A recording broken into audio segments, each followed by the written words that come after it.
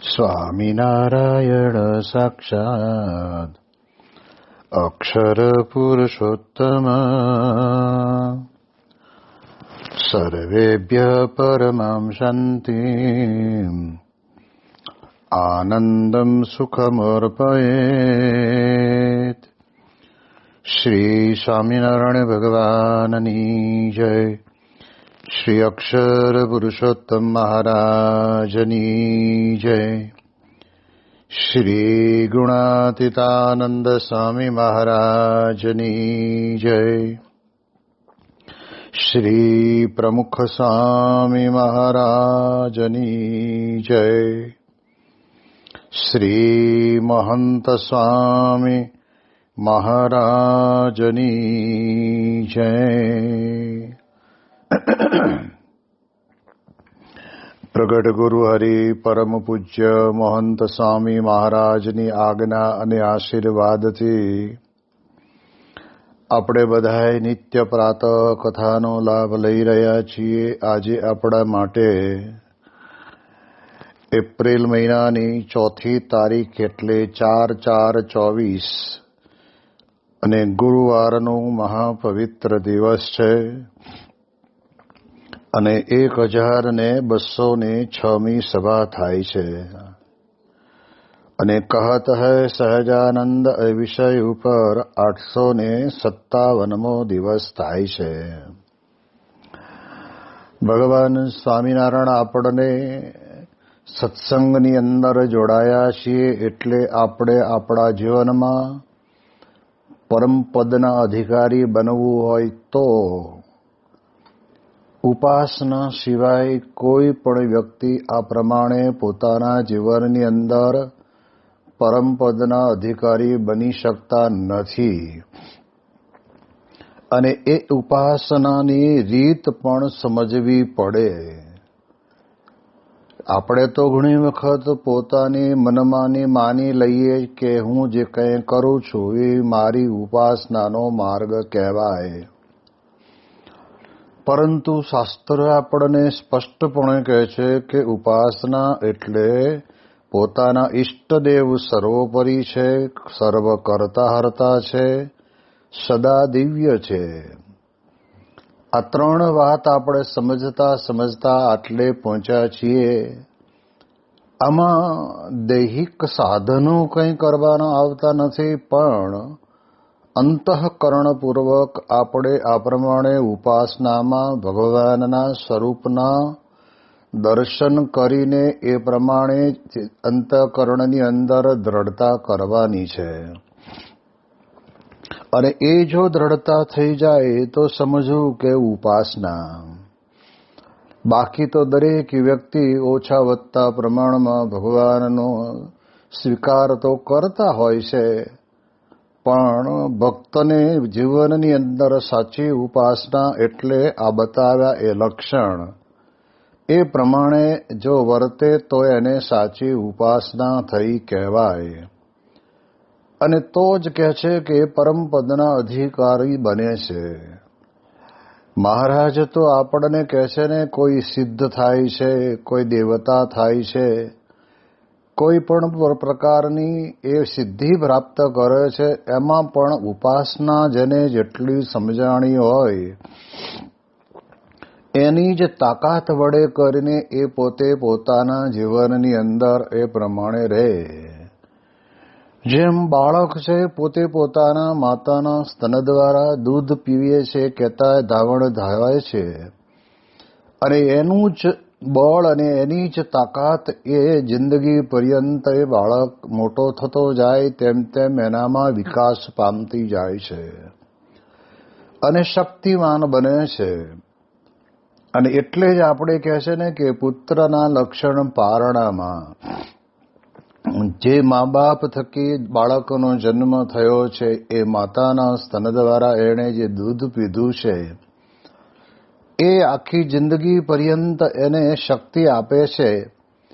એમ આપણા જીવનની અંદર પણ આપણે જો ખરેખર ઉપાસના કરતા હોઈએ તો આપણામાં આ લક્ષણ હોવા જોઈએ, જે લક્ષણ વડે કરીને આપણને સમજાવીને કહે છે કે સદા દિવ્ય એટલે શ્રીમદ ભગવદ્ ગીતાની વિશે પણ કૃષ્ણ ભગવાન અર્જુનને સ્પષ્ટપણે કહે છે કે હે અર્જુન, મારા જન્મને કર્મને તું દિવ્યમાન. જન્મ કર્મ ચમે દિવ્યમ એવં યો વેત્તિ તત્વતઃ ત્યક્ત્વા દેહમ પુનર્જન્મ નેતિ મામેતિ સોર્જુન. મારા જન્મને કર્મને તું જો દિવ્ય માનીશ તો તારા જીવનની અંદર તું કહે છે કે પ્રમાણે જ્ઞાની બની જઈશ અને તારે પછી કંઈ કરવું રહેતું નથી. એટલે ભગવાન છે એ સદાય દિવ્ય સાકાર છે.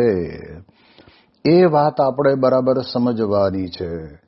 અને જો સાકાર ન હોય તો સમય સમયાંતરે ભગવાન આ પૃથ્વી ઉપર પ્રગટ કેમ થાય છે એ પણ આપણને બતાવે છે કે આ લોકની અંદર જ્યારે પધારે છે ત્યારે પણ સાકાર છે, કહેતા આપણા જેવા આકારે યુક્ત છે. અને ભગવાન પોતપોતાના ધામને વિશે બિરાજમાન છે, ત્યાં પણ એ પ્રમાણે એ સાકાર સ્વરૂપે જ બિરાજે છે. અને એટલે જ મહારાજ કહે છે કે અક્ષરધામને વિશે બિરાજમાન જે આ મૂર્તિ તે દ્વિભુજ અને દિવ્ય અને સદા સાકાર છે. આ વાતને આપણે આપણા જીવનની અંદર બરાબર રીતે સમજવી પડે. અને ત્યાર પછી આપણને સમજાવે છે કે જો આકાર ન હોય તો પછી આપણે આંખ બંધ કરીને શેનું ધ્યાન કરીશું? એટલે એટલા માટે સાકાર સ્વરૂપ એટલે આપણી જ જેવું સ્વરૂપ હોય, જેમ કે દાખલા તરીકે આપણી અષ્ટ પ્રકારની મૂર્તિઓ છે. એ મૂર્તિ જે પ્રકારની મૂર્તિ હોય, જેવડી સાઈઝની હોય, જેટલી ઊંચાઈની હોય, એ જે કંઈ મૂર્તિ હોય તે મૂર્તિ એમાં અષ્ટ પ્રકારમાં બધું જ આવી જાય. જેમ આપણે જાણીએ છીએ કે ઘણા બધા મંદિરોની અંદર ગંડકી નદીની અંદર જે સરસ મજાના શાલિગ્રામ ત્યાં આગળ આપણને પ્રાપ્ત થાય છે, એવી રીતે પુલ્હાસરમને વિશેથી એ લાવીને આપણે જ્યારે એનું પૂજન અને પ્રતિષ્ઠા કરીને મંદિરમાં કે ઘરની અંદર ઘર મંદિરમાં પધરાવીએ ત્યારે ભગવાનનું સ્વરૂપ છે એમ માનીએ છીએ. પણ આકાર વિના તો આપણે ક્યાં જઈને આપણે ધ્યાન કરીશું? કોનું ધ્યાન કરીશું? અને એટલા જ માટે થઈને આજે આપણા હિન્દુ ધર્મની અંદર પણ ઘણા બધાની એવી મતિના કારણે કરીને ભગવાન નિરાકાર છે એવું પ્રતિપાદન કરતા હોય છે. અને એવા જે મુમુક્ષુ હોય એને બહુ લાંબી સમજ હોય નહીં, અને એના કારણે કરીને નિરાકારવાદી જે કંઈ નાનો મોટો પંથ ચાલતો હોય એની અંદર પોતે જાય આવે અને પોતે એમ માને કે હું પણ એક આધ્યાત્મિકતા પ્રાપ્ત કરું છું. પણ વાસ્તવિક સાચી આધ્યાત્મિકતા તો ઉપાસનાની વાત જ્યાં સુધી બરાબર સમજાણી નથી ત્યાં સુધી વાત બહુ અઘરી પડે. અને એટલે જ ગુણાતીતાનંદ સ્વામી પણ કહે છે કે ઉપાસનાની વાત બહુ અટપટી છે. એ જેમ તેમ આપણને સમજાય એમ નથી. એ તો ભગવાન અને ભગવાનના સંત દયા કરે, કૃપા કરે અને ત્યારે સમજાય. અને એટલે જ આપણે એટલા ભાગ્યશાળી છીએ કે આપણને આ લોકની અંદર એવા ભગવાન સ્વામિનારાયણ પોતે પ્રગટ થયા. અને એ ભગવાન સ્વામિનારાયણના અખંડ ધારક ગુરુવર્યો પૃથ્વી ઉપર પ્રગટ રહ્યા, જેના કારણે કરીને આપણને સમજાવે છે કે માયાથી પર જેવા જે બ્રહ્મ અને પરબ્રહ્મ એ પોતે સ્વયં દિવ્ય છે, સાકાર છે અને પ્રગટ છે. આ પ્રમાણે આપણને સમજાવે છે ત્યારે આપણને ખબર પડે છે. બાકી તો ઘણી વખત આપણને આપણા જેવું જ મનાઈ જતું હોય. અને એટલા જ માટે યશોદા માતા વારંવાર ભૂલા પડતા કે અમારે ત્યાં તો જન્મેલો જે લાલ છે એ તો મારો દીકરો છે. પણ ઘણી વખત એવા દિવ્ય ચરિત્રો કરીને બતાવે ત્યારે ખ્યાલ આવે. એટલે દિવ્ય એટલે શું કે જે માણસ ન કરી શકે. દિવ્યતા એક માત્ર ને માત્ર કાં તો ભગવાન બતાવી શકે અને કાં તો ભગવાનના પરમ એકાંતિક સત્પુરુષ બતાવી શકે. પરંતુ કહે છે કે એ દિવ્યતા સભર જે સત્પુરુષ અને ભગવાનનું દિવ્ય સ્વરૂપ છે એને આપણે સદાયને માટે દિવ્ય જ માનવાના છે. હવે આ પ્રકારની જ્યારે આપણા અંતરની અંદર દ્રઢતા થાય ત્યારે આપણી ઉપાસના થઈ કહેવાય. અને હવે આગળ વાત કરે છે કે જો સાકાર હોય તો પ્રગટ પણ હોય. આ એક ઉપાસનાની અંદર પાંચમો મુદ્દો બહુ જ સમજવા જેવો છે. આજે આપણે તો ઘણો બધો વર્ગ એવું સમજે છે કે આ લોકની અંદર ભગવાન આવ્યા અને ભગવાન ગયા, પણ પંચાળાના ચોથા વચના વ્રતની અંદર કહે છે નટના માયાની જેમ ભગવાન પોતે આવ્યા પણ નથી, ગયા પણ નથી, છે ને છે. એમ આપણને નટની કળા જેમ કોઈને કળામાં આવતી નથી એમ આપણા ઈષ્ટદેવ ભગવાનની પણ કળા એ આપણને કળામાં આવે એમ નથી. એટલે એ પ્રગટ છે. હવે પ્રગટ છે એને જોવા માટેની દ્રષ્ટિ જોઈએ. કારણ કે જ્યાં સુધી એ દ્રષ્ટિ ન આવે ત્યાં સુધી આપણને ખબર પડે નહીં. જેમાં રત્ન કલાકારો બધા હીરા ઘસે છે તો એ અંગૂરની અંદર હીરો ફિટ તો કરી દે, પણ કર્યા પછી હરખો બેઠો છે કે નથી બેઠો, બરાબર સેટ થયો છે કે નથી થયો, એને જોવા માટે થઈને એને આઈ ગ્લાસ જોઈએ કે જેના વડે કરીને એ જોવે તો એને ખબર પડે. બાકી આઈ ગ્લાસ વગર એમનામ ફિટ કરીને ઘસવા માંડે તો ન ઘસવાનું ઘસાઈ જાય ને ઘસવાનું રહી જાય અને કેટલી બધી કિંમતનો હીરો એ ખોટનો હીરો બનીને ઊભો રહી જાય. એમ એ હીરાને જોવા માટે એ આઈ ગ્લાસની દ્રષ્ટિ જોઈએ. પરંતુ કહે છે કે એની અંદર પણ કયો હીરો કેટલી કિંમતનો છે એને જોવા માટે એ માણસની પોતાની બુદ્ધિ શક્તિ જોઈએ. એમાં આઈ ગ્લાસ તો કામ કરે જ, પરંતુ એની અંદર તરત જ ચારણી મારે અને એ વખતે ટ્રેની અંદર લઈને રત્ન કલાકાર એસોટિંગનું કરતો હોય તો એને ખબર પડી જાય કે આની અંદર આ થોડોક જરાક વીક છે, આની અંદર સારી છે, આની અંદર ડાઘ છે. આ બધું કહેવાય છે કે એને આઈ ગ્લાસ તો વડે કરીને તો જોવે, પણ એના કરતા વધારે મહત્તમ બુદ્ધિ વડે કરીને ખબર પડે.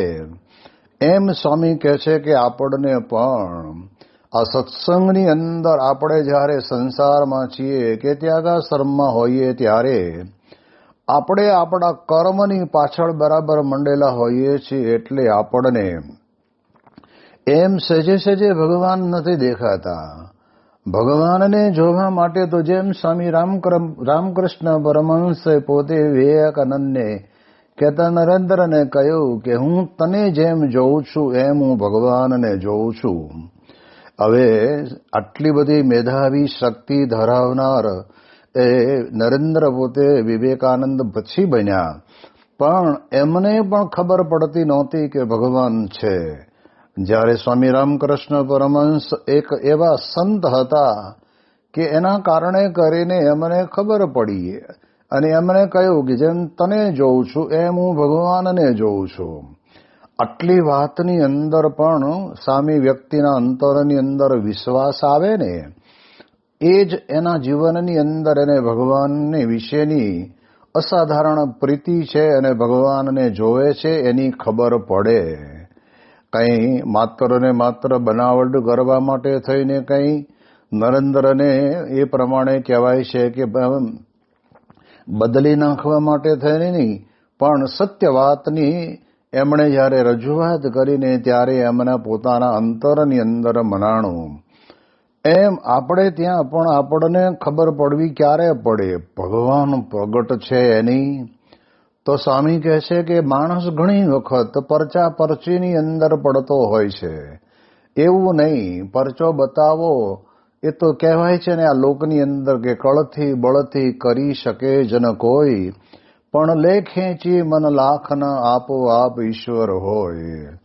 કહેવાય છે કે કોઈ કળથી કરે, કોઈ બળથી કરે, કોઈ છળથી કરે, કોઈ કપટથી કરે, અને એની અંદર કહેવાય છે કે લોકો બધા ખેંચાય.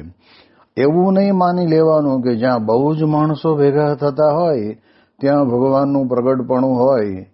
હા, ભગવાન પોતે ધારે તો માણસોને ભેગા કરી શકે, એની ના નથી. પરંતુ આજકાલ તો આપણે જોઈએ છીએ કે જ્યાં ક્રિકેટ રશિયા લોકો ક્રિકેટની મેચ ચાલવાની હોય તો લાખ લાખ માણસ ભેગું ખરા તડકાની અંદર ભેગા થઈ અને ત્યાં આગળ પ્રતીક્ષામાં બેસી રહ્યા હોય તો એનો અર્થ એમ નથી સમજવાનો કે ક્રિકેટરો ભગવાન છે એટલે માણસ ભેગું થાય છે.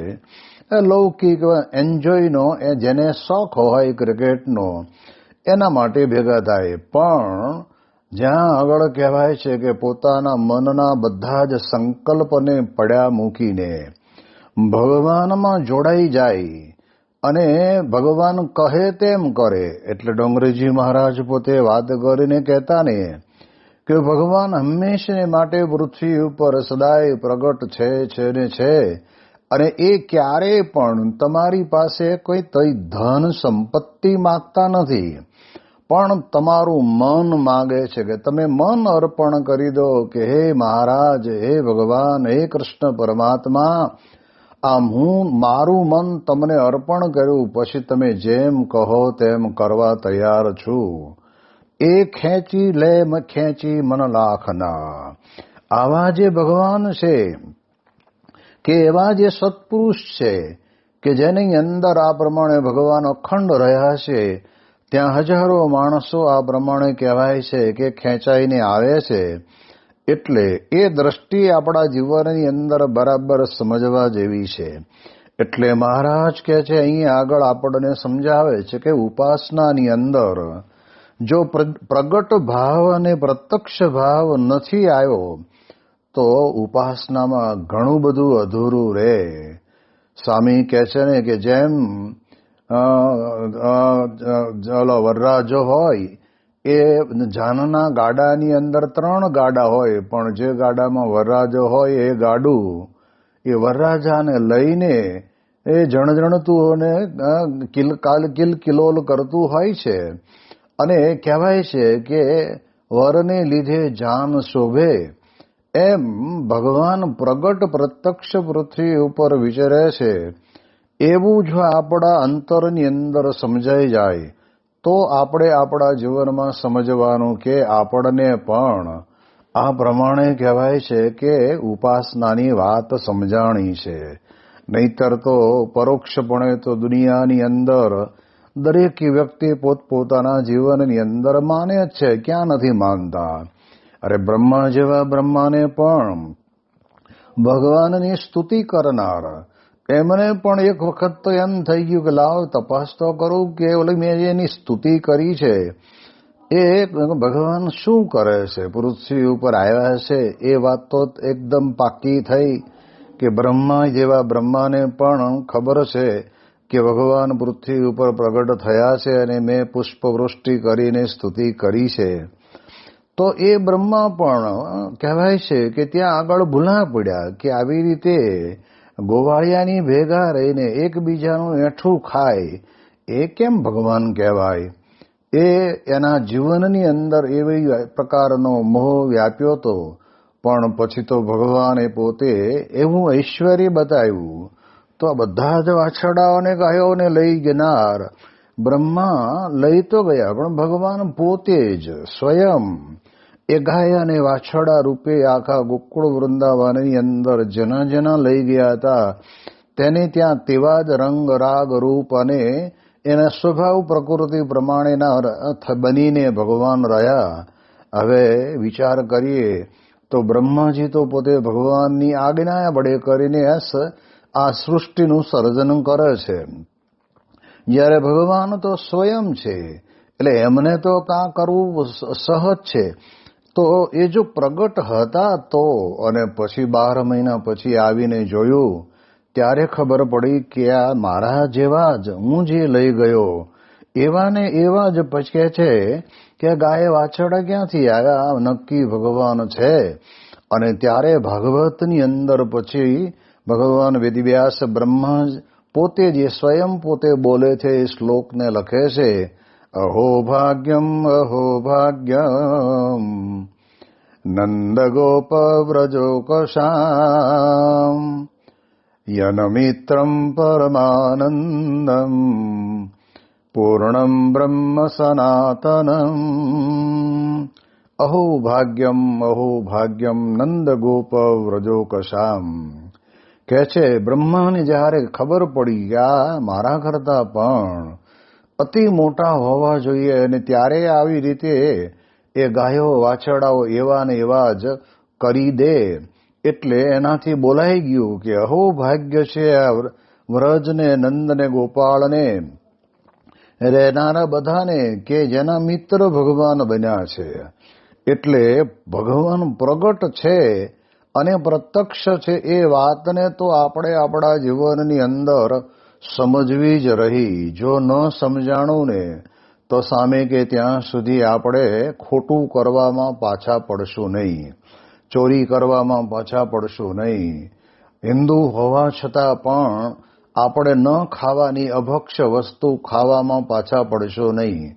જો એમ મનાય કે હું જે ભગવાનને માનું છું, ભલે રામને માને કે કૃષ્ણ ભગવાનને માને કે મહાદેવજીને માને, પણ એમ તો અંતરની અંદર એને સ્વીકારવું જ પડશે કે હું જે ક્રિયા કરું છું એની અંદર મારું બધું જ કર્મ ભગવાન, મારા જે ભગવાન છે, હું જે ભગવાનને માનું છું એ જુએ છે. એવું સદાયને માટે અંતર્યામીપણું પણ ભગવાનનું જ છે અને ભગવાન જાણે છે.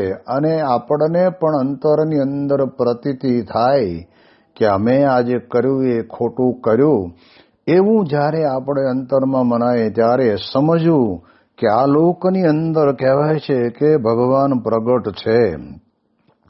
એટલે એ પ્રમાણે ભગવાન પ્રગટ છે એ વાતને જ્યારે આપણે આપણા જીવનની અંદર બરાબર સમજીશું ત્યારે જ આપણને ખ્યાલ આવશે. એટલે એટલા માટે થઈને મહારાજ આપણને કહે છે કે સાચી ઉપાસના તો પ્રગટ અને પ્રત્યક્ષ, મારાથી અણુ માત્ર વેગળા નથી, એ મારી જોડે જ છે. જેમ ગોપીઓ બધી ભલે કાંઈ જાજુ ભણેલી નહોતી, પરંતુ ઉદ્ધવજી જ્યારે ગયા ને ત્યારે કહ્યું કે તમે માનો છો કે કૃષ્ણ અહીંથી ગયા છે અને કૃષ્ણ ભગવાને અમને કહેવરાયું છે કે તમને સારા સમાચાર, પણ અમારે તો ઉદ્ધવજી અમારે મન શ્યામ તન શ્યામ મન શ્યામ, બધું શ્યામ શ્યામ જ છે, અમારે બીજો કોઈ અંતરની અંદર વિચાર નથી. ત્યારે આપણને ખ્યાલ આવે કે એ પ્રગટ. સંતોની એક વાત પણ કરતા કે ગોકુળ વૃંદાવન અને મથુરાની વચમાં માત્ર ને માત્ર યમુનાજી જેવી નદી એક જ આડી છે, બાકી તો બધું નજીક. અને પાછા રોજ ગોકુળમાંથી વૃંદાવનમાંથી મથુરામાં જતા પણ છતાંય કૃષ્ણ ભગવાનને મળવા માટે ગયા નહીં. કેમ ન ગયા? તો કે એ એવી પ્રીતિ એ કરીને બંધાણા હતા, તો ભગવાન એનાથી અણુ માત્ર છેટા નથી. જેમ સારંગપુરના 10ના વચનામૃતની અંદર પણ મહારાજ આ જ વાત કરે છે. મહારાજ કહે છે કે આવા સંતના દર્શન થયા ત્યારે આપણે એમ માનવું છે મને સાક્ષાત્કાર ભગવાનના દર્શન થયા. એટલે આ શું બતાવે છે કે આપણા માટે આ પૃથ્વી ઉપર ભગવાન હંમેશને માટે પ્રગટ અને પ્રત્યક્ષ બિરાજમાન છે જ. અને આ પૃથ્વી ઉપર પણ જે ભગવાનના ભક્તો બન્યા છે, એના ચરિત્રો લખાયા છે, એ દરેકને પ્રત્યક્ષ રૂપે ભગવાન મળ્યા છે ત્યારે જ લખાયા છે. પછી મીરાબાઈ હોય કે નરસિંહ મહેતા હોય કે પછી ગોપીઓ હોય કે પછી રામા અવતારની અંદર જે બધા વાનર ભક્તો હોય, એ બધા કહેવાય છે કે આ પ્રમાણે એમને પ્રગટ ભગવાન મળ્યા. એમ ભગવાન સ્વામિનારાયણના વખતની અંદર પણ પર્વતભાઈ, ગોરધનભાઈ, મયારામ ભટ્ટ, દીનાનાથ ભટ્ટ, દાદા ખાચર, જીવા ખાચર, અલયા ખાચર, અને આપણે જાણીએ એ પ્રમાણે સુરા ખાચર આ બધા દરબારો, માચા ખાચર આ બધા દરબાર ભક્તો પણ એ મહારાજને મળ્યા એટલે ભગવાનના ભક્ત કહેવાય. બાઈ હરિભક્તોની અંદર પણ લાડુબા, જીવુબા, જમકુબા, રામબાઈ આ બધા જ કહેવાય છે કે ભગવાનના અનન્ય ભક્ત રહ્યા. કારણ એ કે એમને પ્રગટ ભગવાન મળ્યા. અને 500 પરમહંસો પણ જે પોતપોતાના જીવનની અંદર 150 જેટલા શિષ્યો સાથે ફરનારા, એમ જેને કહેવાય ને કે દેવીવાળો મગનીરામ જેવા, એ પણ જ્યારે ભગવાન સ્વામિનારાયણને મળે અને ત્યાં આગળ પણ એને પોતાને પ્રતીતિ આવે અને એ પોતે ત્યાં આગળ મહારાજની જોડે દીક્ષા ગ્રહણ કરી લે, નિર્માનીપણે પોતાના શરીર મસ્તક ઉપર અને દાઢી મૂછો મુંડાવી અને એ વાળની ઉપરથી ને લોકો ચાલીને જાય, એવી પ્રકારની નિર્માનીપણાની વાત જ્યારે એના અંતરની અંદર આવીને બેઠી એ ત્યારે કહે છે કે ભગવાન પોતે મનાયા ત્યારે એના જીવનની અંદર એને આ પ્રમાણે થયું. એટલે એટલા માટે આપણે જાણીએ છીએ જેમ સુંદરિયાણાની અંદર હિમરાજ શાહ કહેવાય, એ પણ ગોપાળાનંદ સ્વામી જેવા સંતના સમાગમે કરીને અને એમના ઐશ્વર્યના કારણે કરીને એમણે સ્વીકારી લીધું કે આવું નાડી પ્રાણ ખેંચીને રહેવાનું. કહેતા કે નાડીને હાથમાં દેખાય જ નહીં. તો આવો અષ્ટાંગ યોગ તો ભગવાન કૃષ્ણ પરમાત્મા એમણે પોતે સિદ્ધ કરેલો હતો. એટલે તમે સાક્ષાત ભગવાન છો એમ પણ એમણે કહ્યું. ત્યારે કહ્યું કે અમારા જેવા તો એક નહીં પણ 500 સંતો ભગવાન સ્વામિનારાયણની પાસે એક પગે ઉભા રહીને હાથ જોડીને પ્રાર્થના કરે છે. તો એ પ્રમાણે જ્યારે એમને પણ મનાયું ત્યારે એ પણ ભગવાન સ્વામિનારાયણના સત્સંગના યોગની અંદર આવ્યા અને યોગની અંદર આવીને ખરેખરા પાક્કા સત્સંગી થયા. એટલે એટલા માટે થઈને આ લોકની અંદર ભગવાન જ્યારે પ્રગટ હોય છે ત્યારે એ પ્રગટ ભગવાનના સંબંધને પામેલા એ ભગવાનના ભક્તો બધાય ભક્ત કહેવાય છે. એટલે જ્યારે આપણે પરમપદના અધિકારી બનવું છે, આપણો મુદ્દો મહત્વનો આ જ છે કે આપણે સિદ્ધિ પ્રાપ્ત કરીને લોકોને કંઈક આપણી સિદ્ધિ બતાવી દઈએ, એવી પ્રકારની વાત આપણે આપણા જીવનમાં કરવી નથી. આપણે તો આપણા જીવનની અંદર એટલું જ વાત કરે કે સર્વજ્ઞપણું પણ આપણે નથી લાવવું. પણ આપણે તો એક જ વાત કે પરમ પદના અધિકારી એટલે અક્ષર મુક્ત બનીને પુરુષોત્તમ નારાયણના ધામને વિશે અક્ષર મુક્તની પંક્તિમાં બેસવું, એટલું જ કરવા માટે થઈને. અને એ કંઈ સામાન્ય નથી, ઘણું અઘરું છે, પણ કરવું કેટલું સહેલું છે એ આપણને મહારાજ બતાવે છે. મહારાજ કે એ ભગવાનની ઉપાસના વિના આ કોઈ વાત સિદ્ધ થતી જ નથી. એટલે એટલા માટે આપણને સમજાવીને મહારાજ કહે છે. તો પછી કહે છે કે શાસ્ત્રમાંથી આત્મા અનાત્માની વિગત સમજીને અથવા કોઈક મોટા સંતના મુખથી વાત સાંભળીને જાણે જે હું આત્મા અનાત્માની વ્યક્તિ કરી લઉં એમ વ્યક્તિ થતી નથી. આ પણ એક વાત આપણને બહુ મજાની કરે છે. કારણ કે ઘણી વખત શું છે કે કાને પડેલો શબ્દ આત્મા અને પરમાત્મા. હવે આત્મા અને અનાત્મા એટલે આત્મા અને અનાત્મા એટલે દેહ. એટલે એ પ્રમાણે કહેવાય છે કે આપણા જીવનની અંદર આપણને આ પ્રમાણે જે વ્યક્તિ છે એને જાણવી પણ કંઈ સામાન્ય વસ્તુ આપણા જીવનની અંદર આપણને પકડાતી નથી. અને એના કારણે કરીને આપણે જાણીએ એ પ્રમાણે કહે છે કે એ ઉપાસના જો હોય તો જ કહે છે કે આપણને આ વાતની અંતરની અંદર દ્રઢતા થતી હોય છે. એટલે આત્મા અને અનાત્મા એટલે દેહ અને આત્મા જુદા છે એની વિગત આપણે આપણી રીતે સમજી લઈએ. અથવા તો કોઈક મારા જેવા સાધુ કોઈ હોય અને વાતો કરતા હોય અને વાત સાંભળીને એમ કે હું આત્મા અનંતની વ્યક્તિ કરી લઉં એમ કહેવાય છે કે એની વ્યક્તિ થતી નથી. એ વાત બહુ પરિપક્વ છે. એટલે ઉપાસનાની બાબતની અંદર આપણને મહારાજ બહુ સ્પષ્ટપણે આજે વાત કરી છે એ વારંવાર આપણે આને ઘૂંટવાની છે, વારંવાર આપણે સમજવાની છે. આપણી આ કહેવાય છે કે અત્યાર સુધીની 1206ઠી આ સભા થાય છે, તો એની અંદર પણ ઘણી વખત આ એકની એક વાત આપણે કરી છે ઉપાસના બાબતની, પણ એ જ્યાં સુધી દ્રઢ નહીં થાય ત્યાં સુધી કહેવાય છે કે પરમપદના અધિકારી આપણે બની શકતા નથી. એની વિશેષ વાતો આપણે આવતીકાલે કરીશું. શ્રી સ્વામિનારાયણ ભગવાનની જય.